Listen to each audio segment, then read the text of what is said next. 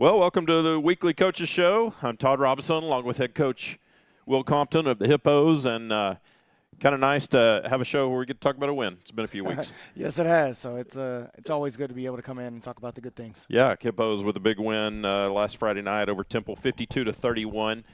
Gets us to 1-2 in district play, and right there, still in the middle of everything. You know, kind of looking at the standings. You know, Weiss has kind of separated themselves a little bit at 4-0, and then Midway, I think, probably surprising to a lot of people, sitting at 3-1, and then Harker Heights 2-1, Bryan 2-1, us 1-2. Then you've got Coppers Cove and Temple there at the bottom winless. But well, like we said last week, it's still right there in front of you. You know, you've got games against obviously Coppers Cove this week, which we'll talk about a little bit later. And then Bryan, which could be a really, really critical game on down the way, and then Weiss to finish it up. So, you know, Hippos still have plenty of opportunity. Oh, absolutely. You know, there's a big game this week with Bryan and Midway. Mm-hmm. That's going to have a lot of seeding implications on that game, and so we'll be monitoring that one and seeing kind of what happens there. But you know, as far as for us, we got to be 1-0 this week, right? And that's what we're talking to the kids about. It's a playoff mentality every week, and got to make sure that we're taking care of our business.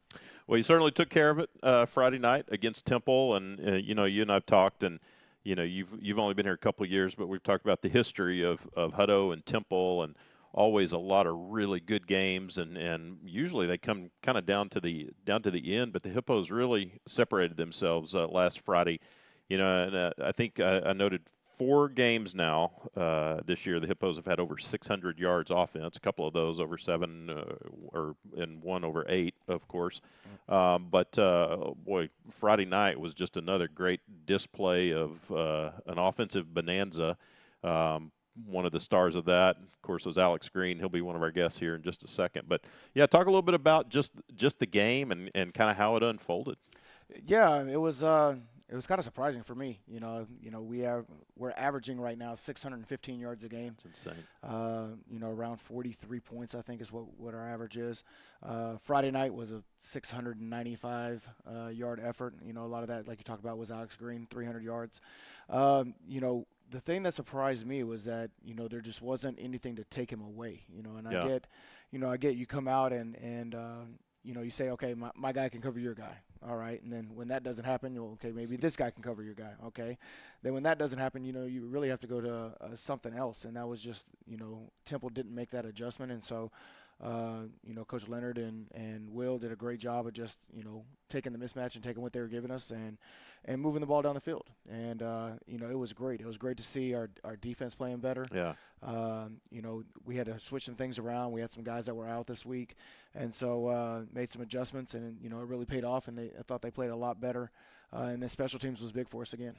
Yeah, speaking of special teams, I made a note, a big fake punt call that was deep in your own territory. And is that you're laughing. Did that one surprise you? No, I called it. Oh, you called it? So, yeah, with that, you know, when they broke the sideline, you know, we had called punt. We had done our game planning and things like that, and we knew that if number 1 was the last guy on the line of scrimmage, then they were bringing everybody. That was kind of their MO that we had seen. And so after they got out there, we saw number 1 on the side, and so I signaled in to Braden Daniels, our fake, and he called it. And so Tristan, my son, we had a good conversation on the way to UIW this weekend about that. He's like, man, we're on our own 16. He's like, man, I hope you know what he's doing. And so, you know, obviously they brought the house. Yeah. Dennis was able to slip out. Just wide open. And so big 48-yard gain right there, and, you know, got our offense back on the field and was really a momentum shifter, you know, early in the game. It really was, and it was like that just completely deflated Temple, I think. You know, and I think a play like that, when you see the guy, when you see your receiver break so wide open, your thought is probably the only thing that can go wrong is not catching the pass or throwing a bad pass, right? I mean, it'd been pretty spot on all week, so yeah. You know, I was pretty confident in it. You know, I didn't tell the other coaches, and so they were like, "Oh, whoa!" And so they were excited. So it was a good opportunity, and, you know, they executed the play, and, you know, turned out well for the Hippos. I said during the game, during the broadcast, and then there were a couple other plays, going forward on fourth down. And we've talked about this a lot. Analytics and the game is really changing.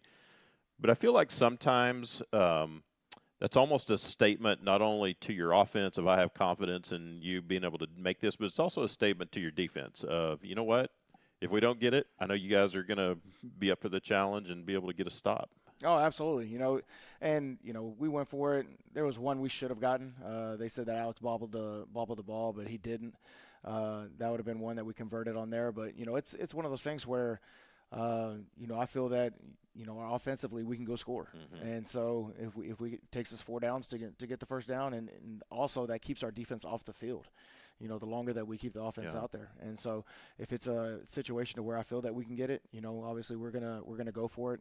Our coaches laugh and say the only reason that we actually do punt is so that Tristan can go out there and deep snap, which there may be a little truth to that. But I have a lot of confidence in what we're doing right now. And so I feel that if it's a manageable situation that we got a guy back there in Will Hammond and some guys on the offensive line that are playing really well, that we can get those shortened situations. The big thing now, especially like in the NFL on these fourth and really short, is that whole what they call it the tush push the tush thing. Push? Yeah, do you guys practice that any? We don't practice it. Like we have our our quarterback sneak. But we don't practice that. It's one of those things where every time I've practiced it, you usually get somebody hurt because you kind of, the JV doesn't want to, get down there and do that. Or, now you're cutting your offensive lineman type deal. And so it was, it's something that we know how to do. We usually work it on air, and we're able to get in there and get that done. I don't know, is that a thing? Do you think they'll end up changing that rule where they're not going to allow the push from behind? Well, see, they used to not, and right. Then they changed it. They changed it where you could. To me, it's a mall, and so you just get in there and go. I don't know if the push helps as much as what people think it does, but is that right? It just yeah. Just getting the whole everybody churning and working together. It's really the center and the two guards. If they can get movement on that interior right there, you got a chance of getting the first down. I mean, those things often look like just a big rugby scrum Yep. in there. And you're like, how in the world can an official come in there and even spot the ball? Who knows where that ball actually is, right? Yeah, it's as long as it's past the first down. Well, that's all. Yeah, that's all. Unless you're on defense, and yeah. then it's like, no, that guy was short. Which defense had a great one. Fourth and 1, and got a good stop down there about the 25-yard line. That was a big one right there. Talk a little bit about that. The defense. It seems like each week they're making progress. And obviously they've had a couple of games. They really were challenged, but it seems like every week you look out there, it's like that defense is getting better. Absolutely. I thought that this was probably the best game that they've played. And, they really eliminated the pass. Part of that, the guy that's going to be up here talking here in a minute, is Cashton being back. Mm-hmm. He was our projected starting safety in the spring and got banged up a little bit and had to, just now getting cleared to come back. And so him being back there, he's got a high football IQ. Yeah. And so being able to have him back there and kind of directing traffic allowed some other guys just to play. And I thought that was probably the biggest thing, is that now those other guys were able to play a little bit faster, kind of because they had their defensive quarterback in the secondary being able to make the calls and things like that. Yeah. You mentioned you were without a few guys on defense last week. Do you see as a coach that a lot of times when that happens, other guys who maybe don't always get to play, that's an opportunity, and you get sometimes even an extra effort from somebody because they're trying to prove themselves? Yeah, we talk about it a lot with our guys that, everyone on our team, because we just don't have a whole lot of guys, is that you're literally 1 to 2 plays away from being a starter, and so you got to mentally prepare for your opportunity whenever you get it. And we kind of referenced last week a little bit with the Tom Brady video when he was talking about when he was at Michigan, and he'd go to practice and he'd get 2 reps. And then his 2 reps turned into 4, and 4 turned into 8. And so it's one of those things where, no matter how many reps you get at practice or in the game, you got to make sure that you execute those to the best of your ability.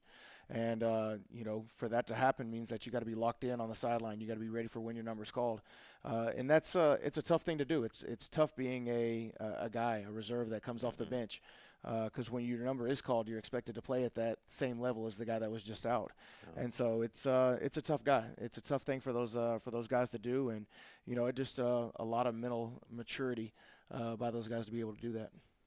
You mentioned last week that I think it was Thursday. Is that when you have your guest motivator or whoever come in and speak the team, and you were looking forward to Dr. Whitfield coming in and speaking to the guys?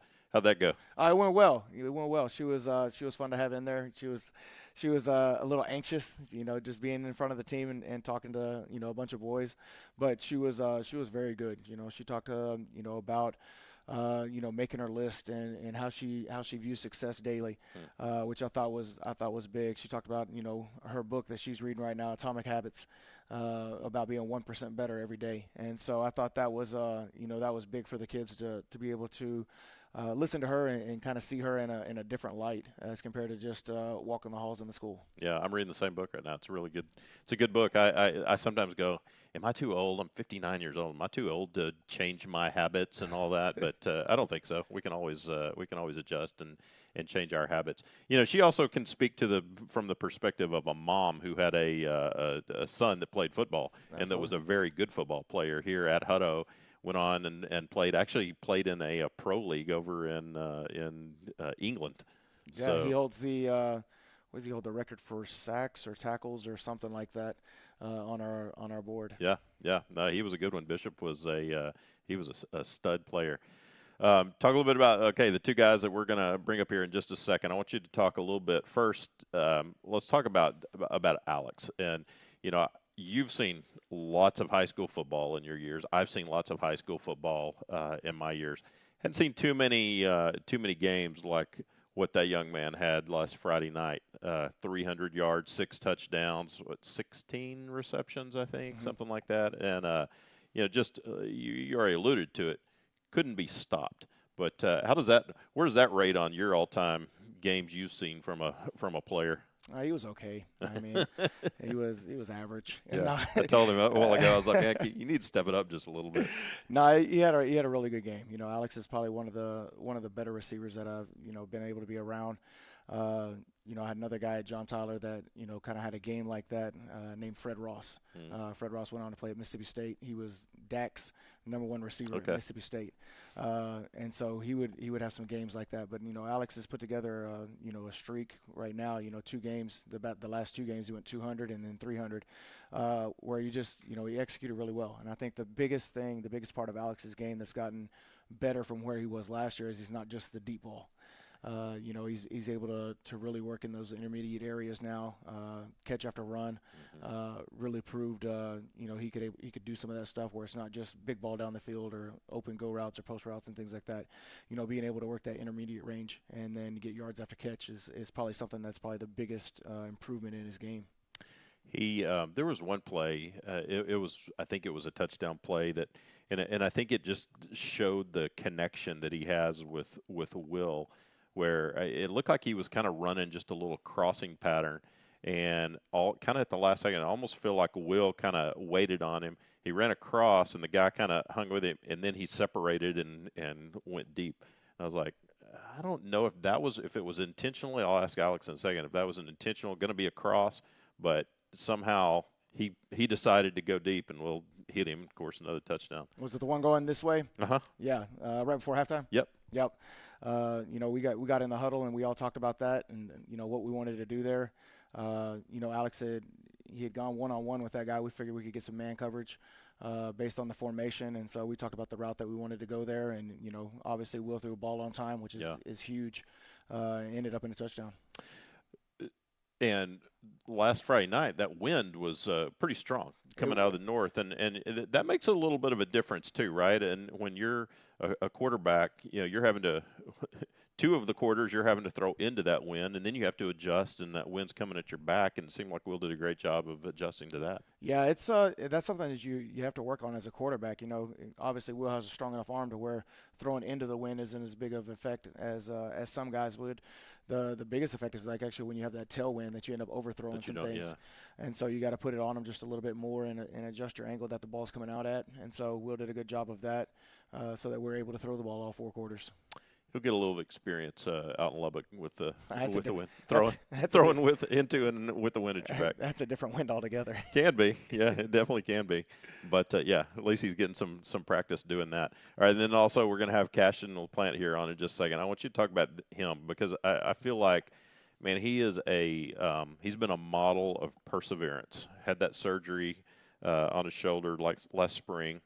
I know everybody hoped that he was going to be back in time for the season to start, and it's just been pushed back, keeps getting pushed back. But talk a little bit about him and just his perseverance and continuing to work until it was finally his time. Yeah, that's I feel bad for Cash. Cash came up last year and he broke his scapula in the first game.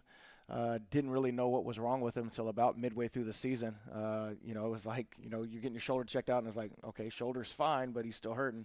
And then finally we got an X-ray back there and figured out what was actually wrong with him. He was able to come back, I believe, the Temple game and do some special teams and then kind of start working in and had a really good game versus Weiss the last game of the year. And then coming into the spring, he was part of our leadership council, was killing it in the weight room. You really saw the physical change that he was having there. Started spring off really well, and then was kind of, chasing down a receiver, a running back, going south and laid out, kind of swiped the hills right there before the goal line, and messed up his shoulder again. Had to have the surgery, but the entire time, injuries are tough, and they're tough mentally on athletes. Regardless of, if you're the starter or if you're not. But then having to sit out and not be able to participate is tough. But Cashin did a really good job of doing that and being right there with Coach Dar and Coach Holmes and making sure that, he knew the calls. He understood what the coverages were so that, when he was able to come back, it wasn't a lag, and we knew he'd be a little bit rusty coming back out there. But, again, mentally prepared, the whole season like he was going to be playing. And I think that was the biggest thing that was allow him to be able to play at a high level on Friday night was, mentally he was prepared. He prepared for that for 7 weeks. Yeah. Just that, now finally he was getting the opportunity to show it on the field. And, another thing about Cash that was, big for me is his encouragement through the whole season, not being able to go out there. We have our rule. One of our rules is that if you're not dressed out, you don't get a jersey. And he's there in the team polo on the sidelines, and he's picking guys up. He's picking up the defensive guys. He's locked in. He's not just jacking around on the sidelines during games or during practice. And so, much respect for him. And it was great to see him out there and being able to perform. And the great thing is he's got at least 3 more games this year, and you got him for next year too. Absolutely. And the sky's the limit for him. He's playing safety for us right now. I really could see him next level, especially as he continues to grow and get bigger, as more of an outside linebacker type guy, especially with the length that he has. And then the football IQ is big. Kind of helps when you have a dad that's been a coach for a long time. That football IQ just kind of seems to translate well. Yeah, man, we got 3 sets of coaches' kids on our varsity right now, and all 3 of them been banged up at some point this year, and so it's a tough year for coaches' kids. How do you deal with kids that get hurt and maybe ones that even they know they're done for the season, right? But how do you continue as a coach? How do you continue to encourage those kids? They're not going to help you on the field, but how do you as a coach, because you almost have to play dad to them like you do to all the kids, right? Coaches are kind of second dads, but how do you encourage them, hey, continue to fight, continue to learn from things you can learn from without being on a field? I think, a lot of that comes down to relationships. And if you have a relationship with a kid, you're able to talk about, obviously you can't talk about how was practice today, But, kind of early in the season, I would, I joke with Cash, and Cameron Banks is banged up right now as well. And, they would give me their encouragement numbers, how many good jobs they did on a Friday night and things like that. But, I mean, it's one of those things where you just check in with those guys. You make sure that, they feel like they're still part of the team. And, that's the tough thing when you're injured is sometimes you don't feel like you're still involved and still included. And so you just, as you go through practice and things like that, you just check on them, say hi, make sure you holler at them in the weight room, and again, continue to encourage them that, when's the timeline, when are we looking at coming back and those type of things. And, just being there for them. I think that's the biggest thing you can do for as a coach. And a lot of those kids, they don't understand that what they're going through at this time in life often will be something that will make them better later in life. Better man, better husband, better father, all those things, better employee. And in some cases, some of them go on to be coaches, and they reflect back on some of the things they went through, and that makes them a better coach. Absolutely. I think that, if you can make it through, those tough times, and it's, again, football is like life, like we talked about kind of a little bit last week. It's going to be one of those things where, if the worst thing that happened to you is you got, a hurt shoulder in high school football, then, your life went pretty well. Yeah, you're doing okay. But it does. It teaches you how to get through those hard times and how to, again, like we talked about, mentally prepare yourself for when things are going to get better for you. We'll come back in a little bit, talk to you about Copper's Cove. Go ahead and bring Cashton and Alex over here, and we'll talk to those guys.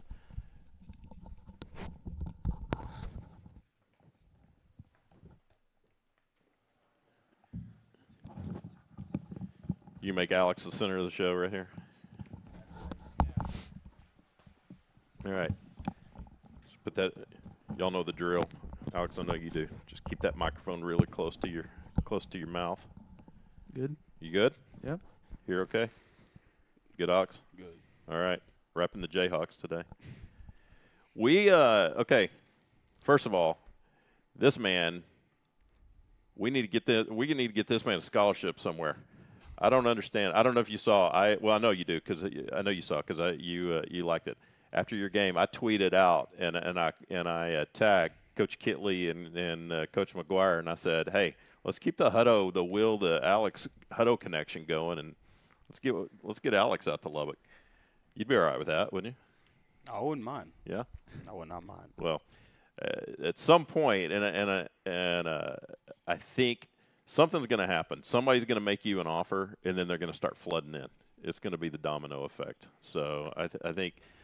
So before we talk about your game, I want you to talk about that a little bit. Just how are you dealing with, you're setting all kinds of records. You're leading the state in receptions. You're doing all these things, and I'm sure it's a little frustrating that you hadn't gotten the calls yet. How are you handling that?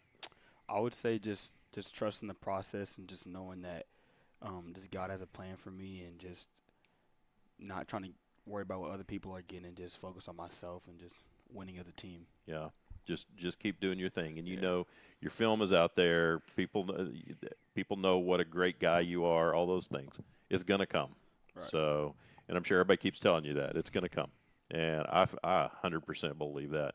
We had I don't know if you ever met Davion Davis, who was one of our receivers back in like 2014, 2015 on a couple of really good Hutto teams.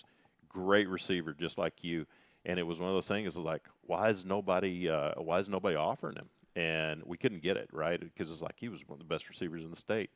And finally, late, some teams started offering him. Iowa State, I think, out of the Big 12 offered him. And ultimately Sam Houston did, and he ended up going to Sam Houston.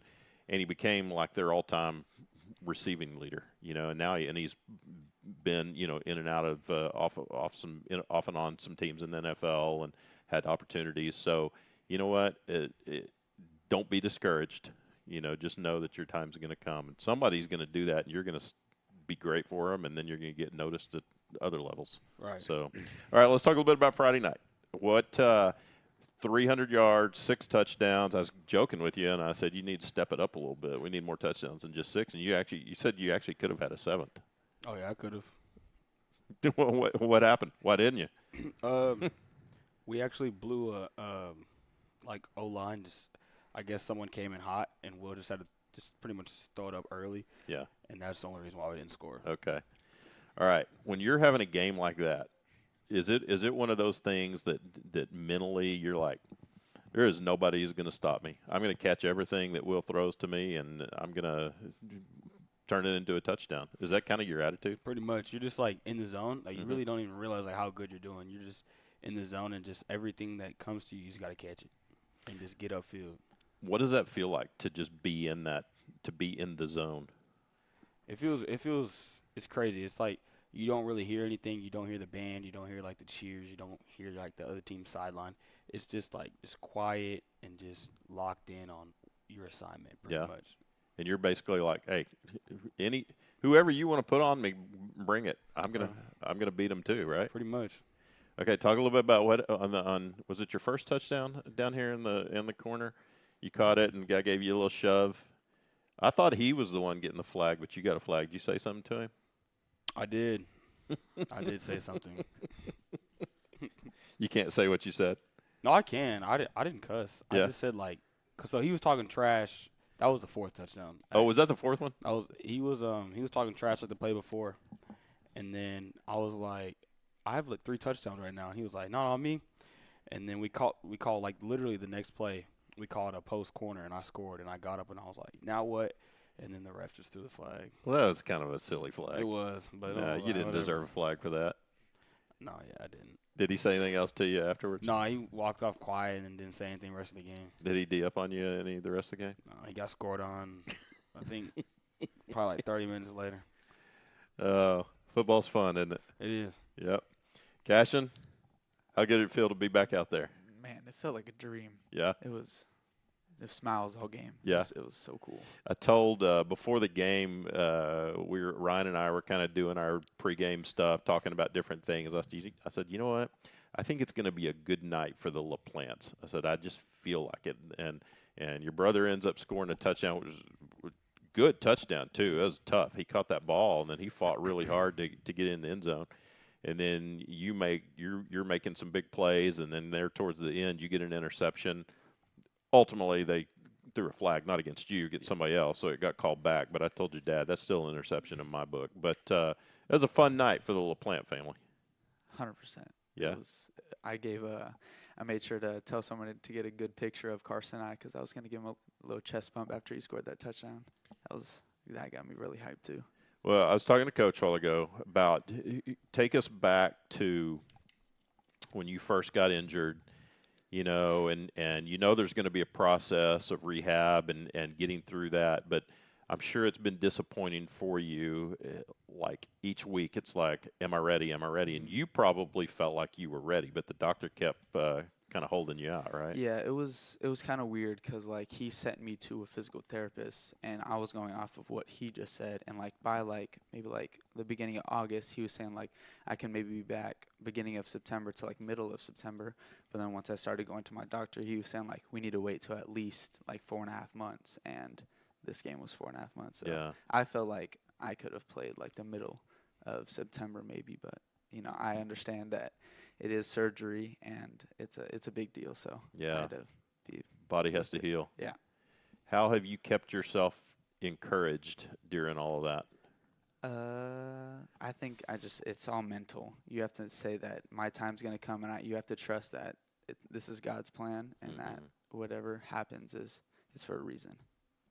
How much of an encouragement has your brother been during all of this? He's been. It's kind of annoying, but like he's always like, hey, "Be patient." And everything. I'm like, I don't want to be patient. I want to be back. Yeah. But you know, he was always there for me because obviously he's been through the same thing.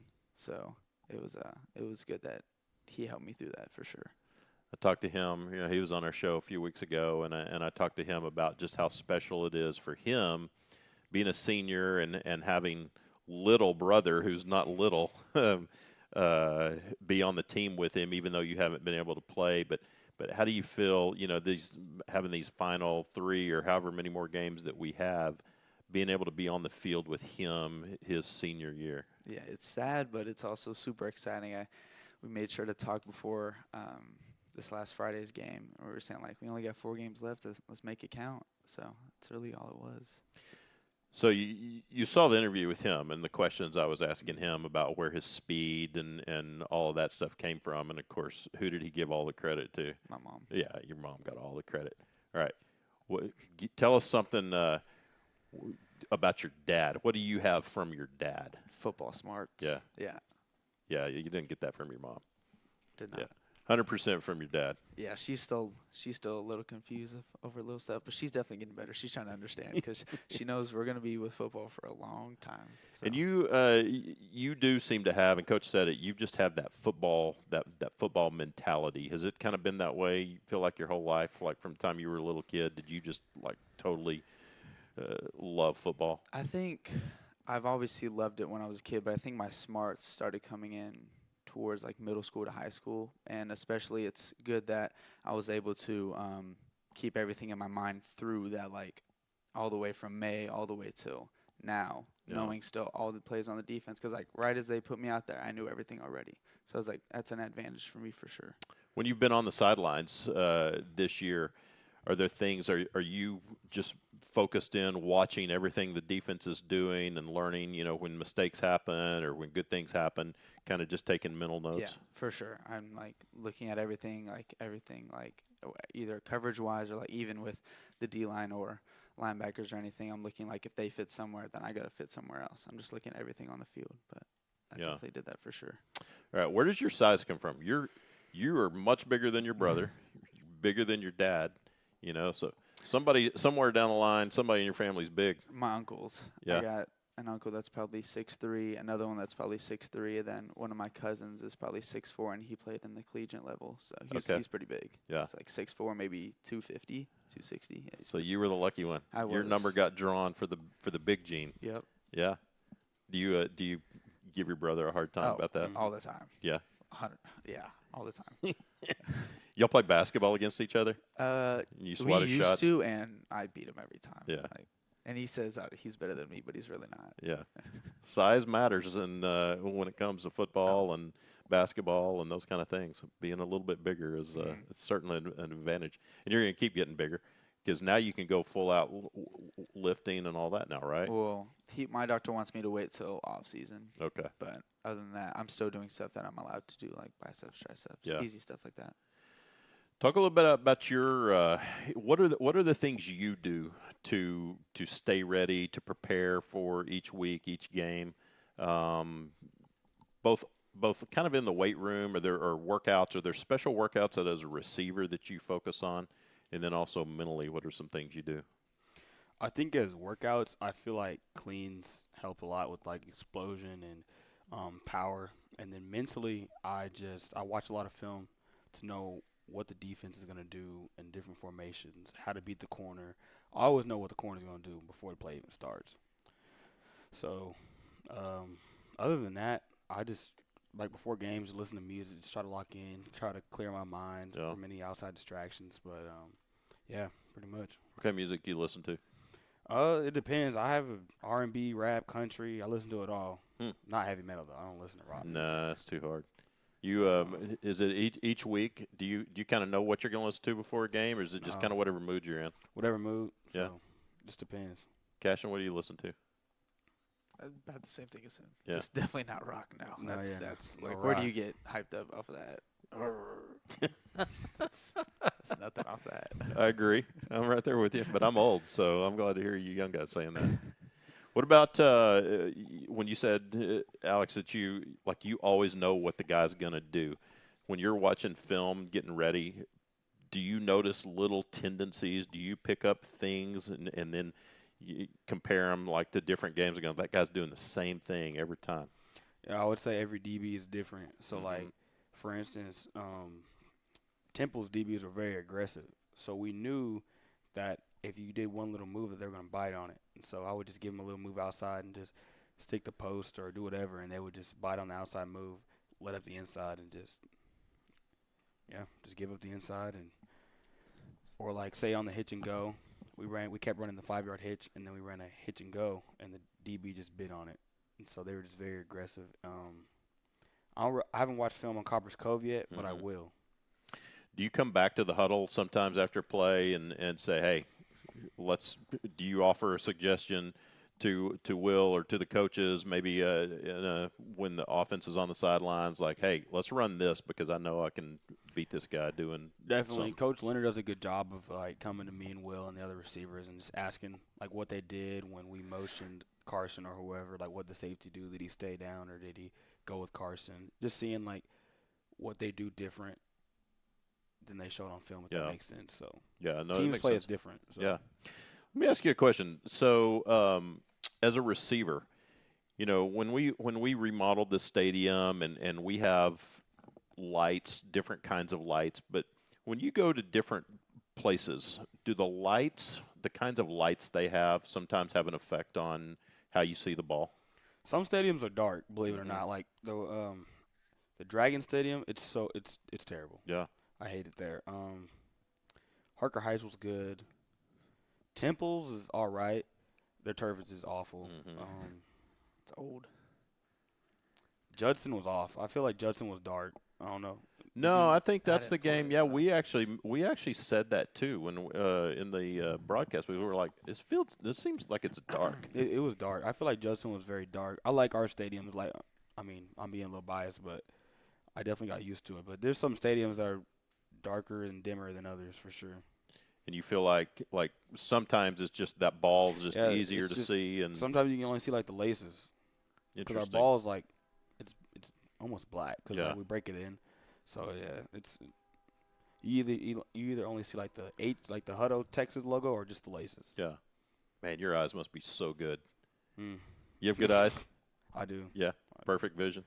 Yeah, it's pretty dang You don't good. wear contacts. No. Yeah, you got. That's got to be a characteristic of great receivers, just like great baseball players. You know, it's like their vision is just so good.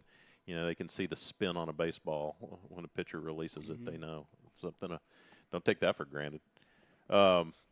When you're out there, you know, kind of going back to the back to the guy that was trash talking you. Do you like it? Do you like it when those guys talk noise to you? I do. I feel like they're talking noise for a reason. You know what I mean? Like me, I really don't talk a lot of trash unless they're talking trash to me. So I feel like if they're talking trash and they're like self-conscious about something, so I'm like, I know this. I gotta just pounce on them real quick. You like getting in their head. I do. Yeah. I feel like when you're quiet, it makes it worse. Like if a DB is cooking me and he's quiet, I would be so mad. So I just stay quiet and just, I don't know. You play It's psychological just games. a mind game. Yeah, it's just a mind game. Well, that's part of the game, right? Is doing that. Like Cashin, go like ahead. number 4, like I picked him up and I was like, dude, you're doing an amazing job, bro. Keep it up. And he was just upset. But you were encouraging him. I was Were trying were to. you being serious or were you being sarcastic with him? It was a little bit of both. Like telling him he's doing great, even if he's like getting burned every time. I don't want someone telling me that. That you're doing great, even if you're like dropping balls. Yeah. You don't want somebody to say, "Keep trying, Yeah. keep working hard. It'll start coming to you." Yeah. No, I don't think you have to worry about that. Nobody's gonna sarcastically say that to you. Cashin, are you a trash talker? No. Not at all. But your brother is, isn't he? I don't even know. Yeah, he is. He is? We're on the same side of the ball. Yeah. I kind of had a feeling Carson's a little bit of a trash talker. He talks trash to you, right? He can. I don't really care. That doesn't matter. No. That's not trash. He's just talking. Yeah. Are y'all competitive at home on everything? It Y'all play video matters. games? He does more now. Yeah. I haven't, especially since it's my junior year. That's like your homework year. It's the hardest year so far. I've had a lot of work. Oh, in the classroom? Yeah. Yeah. So what's your plan after high school? What's your hope? I mean, I know you want to hopefully play ball somewhere, but as far as what you want to major in, what you want to study, what you want to do. I haven't had like a deep thought, but like I think that coaching is like something that I would 100% do. Yeah. Seems like it's something to like. I think that's like something that you can look forward to every single day going into work. That you get to do that for fun. I feel Yeah. like it's more fun than like going to an office and just doing stuff for like 8 hours. Yeah. I feel like that's terrible. Well, and when you think about it, you both you guys, I mean, think of the guys, the coaches you've had through the years. Those are some of the most impactful people in your lives, right? And so if you want to do that, you know, you're going to be doing something fun, but you're also going to be doing something meaningful, and you're going to really be impacting lives of young people. 100%. so the apple doesn't fall far from the tree as far as the coaching thing. Your dad hadn't tried to talk you out of that? No. No, he's on board with it for sure. Yeah. Because I know that he'd be there, and for my steps for the rest of my life until he sadly passes. Is he until he sadly passes? Let's hope that's a long time from now. If your dad at someday gets back into coaching from being an athletic director and he is like just has to scratch that itch of wanting to be a coach, you think it'd be pretty cool to coach with your dad? Oh, 100%. I've talked to my brother about that. That'd be so cool. Even if we had like a trio. Yeah. That would be so cool.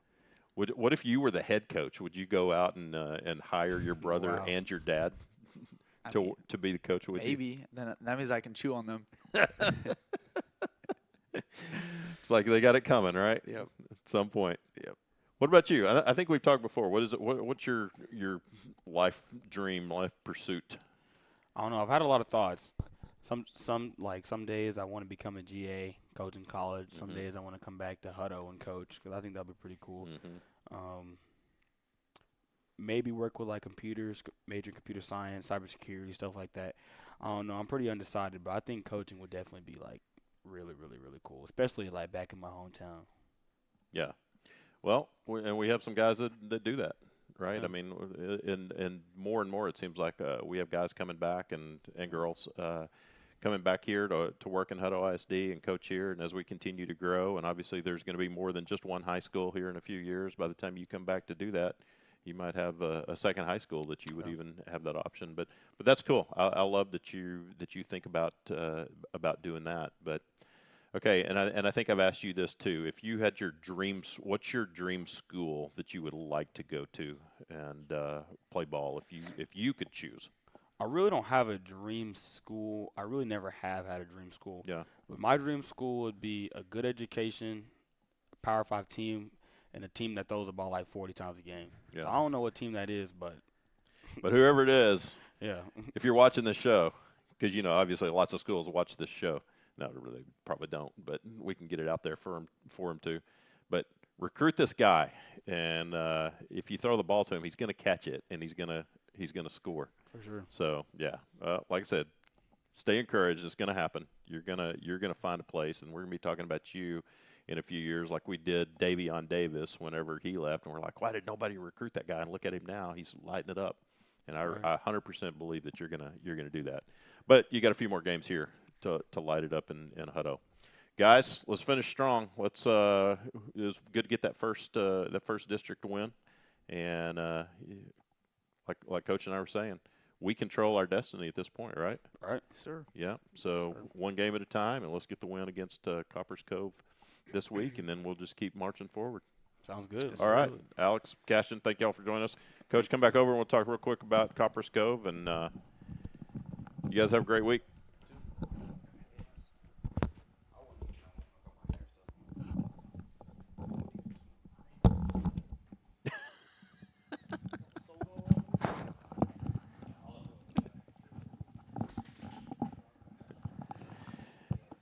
He don't want you to get his hair product on your head. No, it's right there. Alex trying to get my waves right. You saying I need to wipe that? I need to wipe that headset down. Yes. Okay, no, I'll take care of it. I got you. I got you. Those are great guys. Oh, for sure. No, just hit the button. Those are great kids. Absolutely. It's great, being able to coach kids like that, that you can, have a great relationship with both of them. And, me and Alex will text each other about some stuff here and there. And so just be able to, have that relationship off the field and then, have it translate to when you're on the field and being able to coach them hard as well.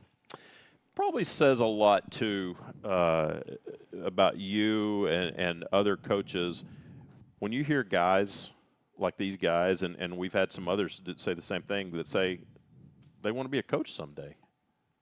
Yeah, it's it's kind of a pat on the back to the coaches. It's people become coaches for two reasons. One reason is they had a bad experience and they want to make sure that they become a coach so that they can give a better experience for other kids. You know, the other part of it is that they've had an amazing experience with the coaches that they've had, and they want to follow in those footsteps. They see the impact that, you know, the coaches had on them, and they want to make sure that they're able to give that impact back. And so it's great. You know, we have a big group of seniors in this on our team that, you know, are interested in becoming coaches. And so my wife was not too excited to hear Tristan say that, but you know, it's something to where, you know, he's been around it, and you know, all these guys have, and you know, for the thought of them being able to be coaches, I think it would be fantastic, and I think they'd be great at it.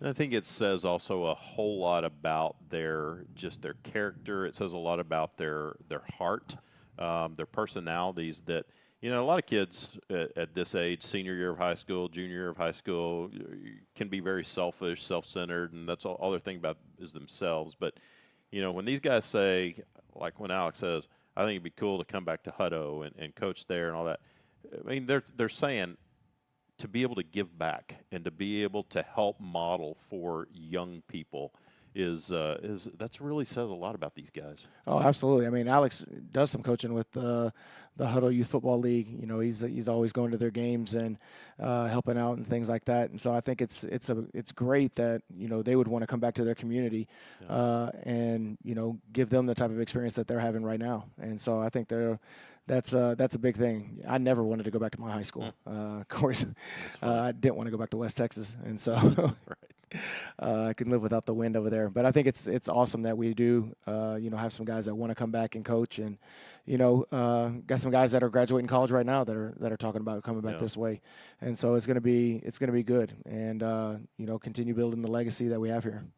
And as a dad of a son who played football at Hutto, graduated from Hutto, you know, went off, came back and is coaching at Hutto, teaching and coaching.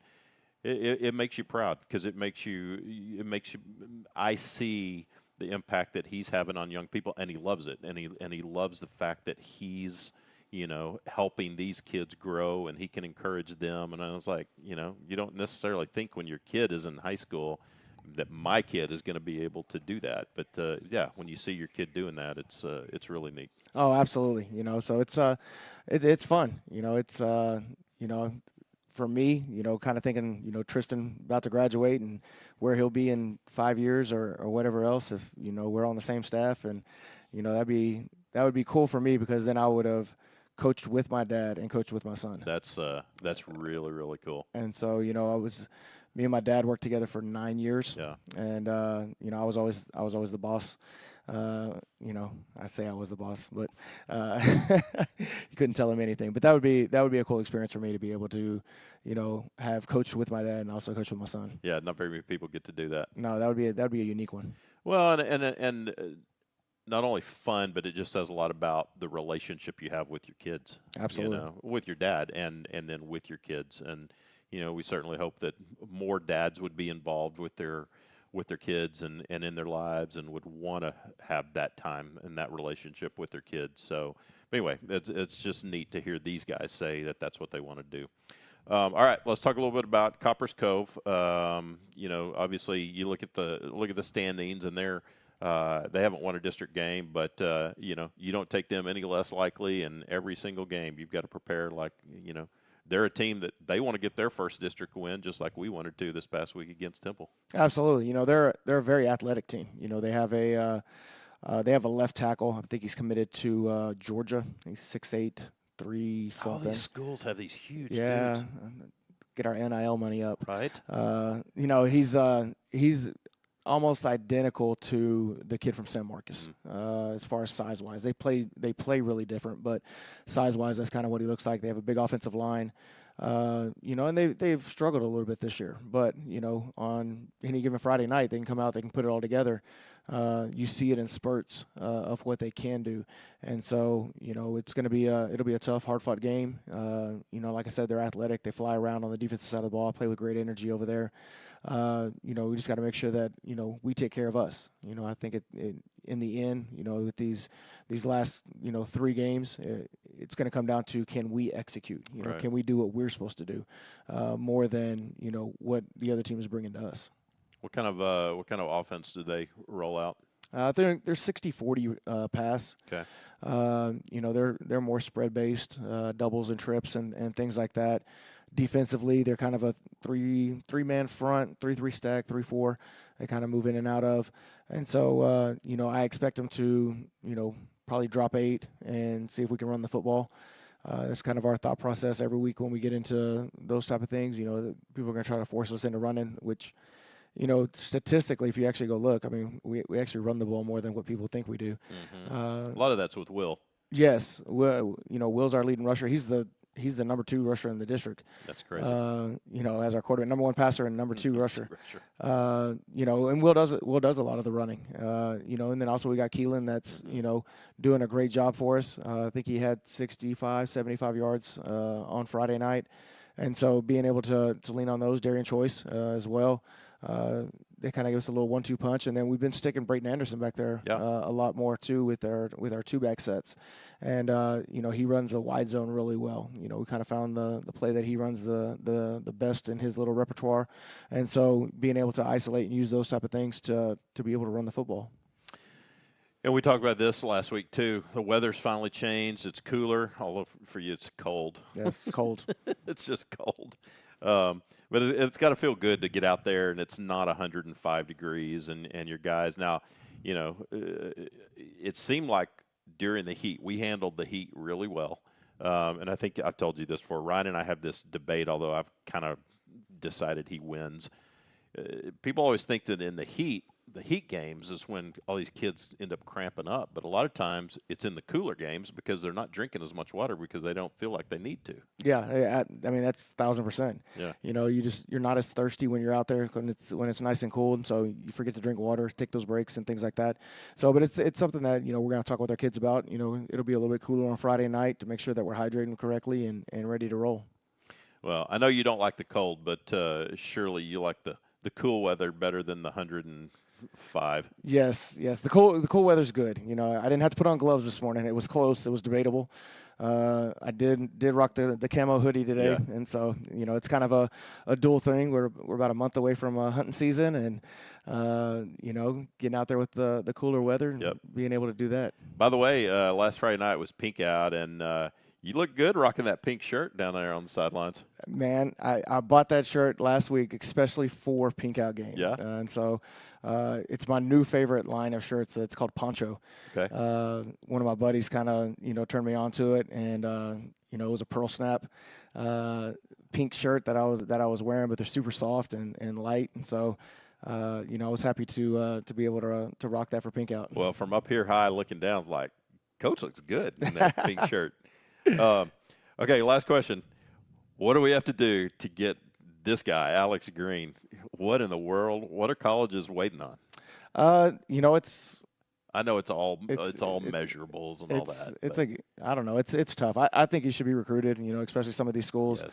I think he's a really good football player. He's had some guys come through and talk to him, and the tough thing is right now with recruiting, and not just within Alex's situation, but also with Honeycutt and some other guys, is that some of these schools are holding. They may only take 3 receivers, but they may hold one of their receiver spots for transfer portal. Yep, and that is having a serious effect on high school recruiting. Yeah. Is that and then you take these schools like Texas State. I think Texas State has 50 players that are from the transfer portal. Yep.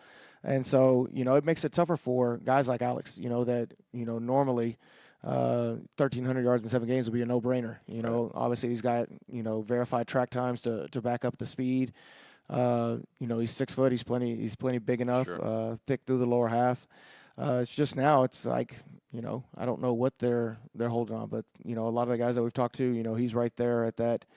They kind of break him into tiers, and so he's like the top of the tier 2. Yeah. And I think things will kind of pick up, towards the end of, recruiting before signing day, as guys begin to switch and flip and things like that to different schools, and it'll open some things up for him. Me and Alex talked about the other day. One of the best players that I've ever been around is a kid named Grant Stewart. All he had was he had a couple Ivy League offers going in, and then same type of deal. Leading tackler down there in the Houston area. was putting up crazy numbers, played running back and safety. Finally, University of Houston came in on him late. And then 3 years ago, he was Mr. Irrelevant in the NFL draft. I'll bet not. And so, it just proves that, like Alex said, me and him have talked about it a lot. God's got a plan for you. Right. And, you just kind of got to, we read a book this past spring, which is Chop Wood, Carry Water, falling in love with the process of becoming great. Each day that he goes out there, he's just got to, continue working on his craft and know that, when the time's right, somebody's going to come in and it's going to be the perfect situation for him. And I love that these kids. I mean, I feel like every single one of them I've talked to, and they just have a faith, and they have a trust, and they have they're just such good kids, and you just want great things for them. And like I told Alex, man, hang in there, because I like you said, somebody is going to make that offer, right? And he's gonna be our Davion Davis part 2. That everybody's gonna be like, why did everybody else pass on this kid? And then he's going to be at some school setting records. Oh, absolutely. It's going to be the right person is going to come in at the right time, and I believe that with my whole heart. And there's a couple different avenues that he could go through. Preferred walk-ons right now is the way that they're structuring that is a little bit different than how it used to be, especially because you get the NIL money and things like that. You may not be coming out of pocket as much for some of those schools, and so doing that, or you could possibly go to the JUCO route, and then with him being an academic qualifier, you don't have to be there for about 5 months, Sure. and get re-recruited, out of the junior college where you got a year of playing time, and so a couple different ways that he could go about that, and same with several other guys on our team.